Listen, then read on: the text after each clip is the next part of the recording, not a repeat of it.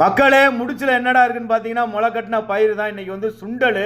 சுண்டலை ஒரு நாள் ஃபுல்லாக ஊற வச்சு 2 நாள் முடி கட்டி வச்சிங்க அப்படின்னா இந்த மாதிரி வளர்ந்து வந்துடுவாங்க. வெங்காயம், பச்சை மிளகா, தக்காளி, இஞ்சி பூண்டு பேஸ்ட்டு ஒரு பாத்திரத்தில் எண்ணெய் ஊற்றி எண்ணெய் காஞ்சதுக்கப்புறம் கடுகுளுந்த ஒரு போட்டு தாளித்து விட்டு கருவேப்பிலையை போட்டு வெங்காயம், பச்சை மிளகா நல்லா வதங்கினதுக்கப்புறம் லைட்டாக சீரகத்தை போட்டிங்க அப்படின்னா மணமாக இருப்பாங்க. வெங்காயம் வதங்கினதுக்கப்புறம் நம்ம முளை கட்டின சுண்டலை அப்படியே போட்டு நல்லா வதக்குனீங்க அப்படின்னா நல்லா டேஸ்ட்டாக மாறிடுவாங்க. 1/2 ஸ்பூன் இஞ்சி பூண்டு பேஸ்ட்டு, தக்காளி, பச்சை வாசனை போனதுக்கப்புறம் மங்களகரமாக மஞ்சள் போட்டு இழுவைக்கு தகுந்த மாதிரி கறி மசாலாவும் மிளகாத்தூளையும் போட்டு நல்லா மசாலா பச்சை வாசனை போனால் தேவையான அளவு உப்பை போட்டுக்கோங்க.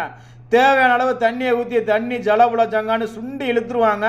சுண்டி இழுத்ததுக்கப்புறம் மலைச்சார மாதிரி மல்லித்தலையும் மிளகுத்தூளையும் போட்டு இறக்கி சூடான சாப்பாடோட போட்டு சாப்பிட்டீங்க அப்படின்னா அந்த மாதிரி தான் இருக்கும். நான் மூச்சு விடாமல் பேசுகிறேன், ஆனால் இந்த மாதிரி முளைக்கட்டின பயிரை சாப்பிட்டீங்க அப்படின்னா நல்லா தெம்பாக இருக்கலாம். வெளிநாட்டில் காய்கறி விற்கிற விலைக்கு இந்த முளைக்கட்டின தானியங்களை சாப்பிட்டீங்க அப்படின்னா சுவையாக இருக்கும்.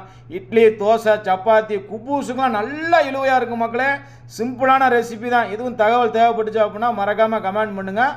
முளைக்கட்டை வைக்கிறது சிம்பிளான ரெசிபி தான். ஏன்னா அப்படின்னு யோசிக்கக்கூடாது.